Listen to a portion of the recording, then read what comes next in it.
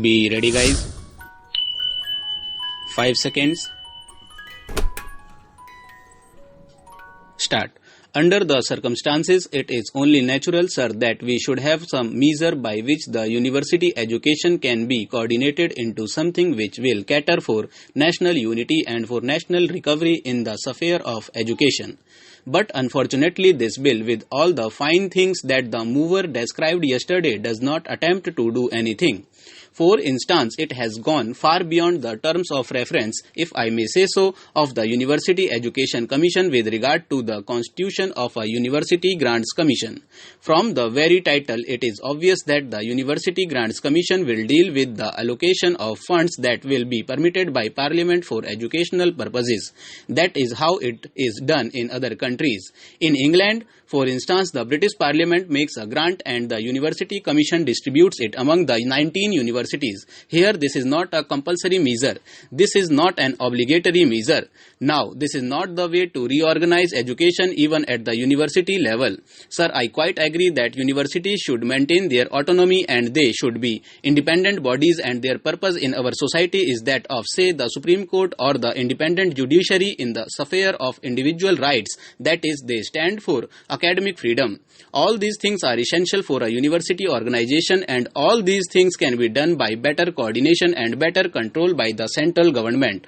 But the question is, does this bill, as it has been presented to us now, make any attempt for, or does it even make provision for attempting these things? My humble opinion, sir, is that it does not. To begin with, sir, it has gone far beyond, as I said, the duties imposed on the University Grants Commission by the University Education Commission itself. Secondly, it has failed to understand the reasons why there is a fall in the standards of education and the reasons why there should be a coordination of efforts and for determining the standards of teaching and examinations in our universities. Sir, the standards of teaching and examinations can be maintained only by the university itself. It is not legislation that determines the standards of a university. It is not the inspecting bodies that determine the standards of a university. The standards of a university are determined by the teaching staff, by the university authorities, by the academic bodies, and by the morale of students, which also depends upon these factors. Now, there is nothing in this bill, nor is this the kind of a bill which is needed to ensure these things. Already in this country, we have other educational bodies. We have from time to time our Vice Chancellor's conferences. We have the Inter-University Board, and we have the Central Advisory Board of Education. All these bodies deal with the problems arising in universities, the problems arising out of this amorphous growth without any rule or without any order or without any plan or without any design or without any policy. Now, these things have not been dealt with by these advisory bodies. Therefore, if the government thinks that a statutory body should be created, then I should say that this is not the kind of bill that should be produced. Secondly, sir, what is the means of control that the organization will have when it is constituted? The means of control is finance. The finance that it has is very, very inadequate indeed, as it is evident from the financial memoranda. Now, we may agree that the University Grants Commission is likely to get huge grants, as it should, in my opinion, because one recalls the statement made by the minister in the British Parliament. After distributing £12.5 million to 19 universities, he said, if there is a demand for university education, I will not hesitate to grant more funds. That should be the spirit in which our parliament should work with regard to the encouragement of university education.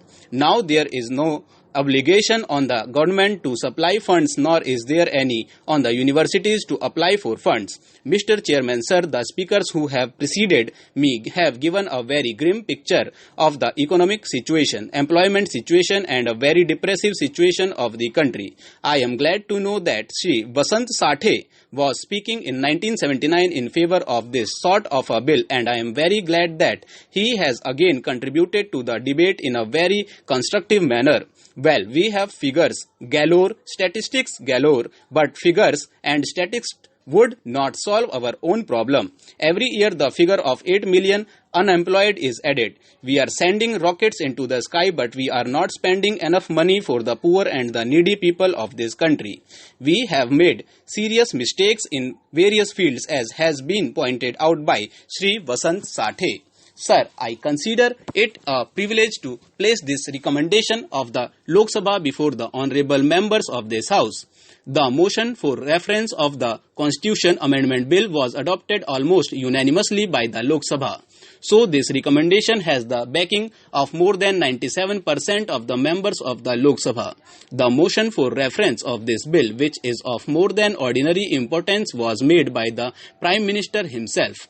He dealt with this subject in his own lucid and inimitable way in his opening and concluding speeches. I do not think it is necessary for me to go into matters of detail. Here, even ordinarily at this stage, we would be concerned only with the broad principles of this bill. It has already been discussed at great length in the other house. I only hope that it will be viewed in a similar spirit of understanding and sympathy by the honorable members of the Rajya Sabha. They are perhaps reputed for greater sobriety and wisdom. Sir, I fully realize that the amendment of the Constitution stands entirely on a different footing from any alteration of the municipal or domestic laws of administration. Here we are concerned with matters of a basic and vital character, and it is necessary to weigh every proposition dispassionately in an objective manner so that our decisions may be sound. Our constitution was framed by the choicest of the chosen in our land, so it has to be treated with tenderness, with profound respect, and so far as possible it should not be distributed except for very adequate and even for only compelling reasons. I feel that the amending bill satisfies itself tests, and that is why I am making this motion. Our constitution enshrines the main purpose and objective of our national policy. Our society is to be based on the twin pillars of social and economic justice. The preamble embodies the main objective for which the parliament is designed and intended to function. It has besides the preamble the directive principles which in a way chalk out the road which will lead to the goal which has been defined in the constitution. Still, in greater detail, we have also certain fundamental rights which are equally entitled to every consideration and regard. Besides, the Constitution provides for an independent judiciary and the Supreme Court. The function of the Parliament is the most important. It has an unlimited scope, and it can, if it is so chooses and it circumstances so require, make far-reaching changes in the Constitution. The Parliament alone is capable of making a comprehensive and all-round survey of things and events, and after assessing them in their proper value and aspect, it alone is in a position to decide authoritatively as to what steps should be taken to give effect to the central purpose for which it exists. The events of the last few years, including the decisions taken by the Parliament, by the legislatures in other places, and those by the Supreme Court, have made it imperative